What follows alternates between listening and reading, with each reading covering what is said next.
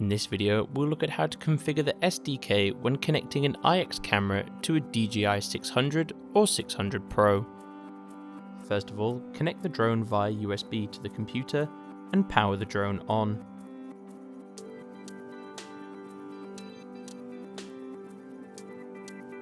Once you have downloaded and installed the DJI Assistant 2 from the DJI website, install this on your computer.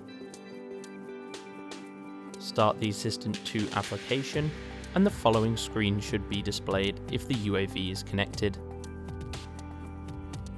Next, click on the M600 or the M600 Pro icon, and this next screen should appear.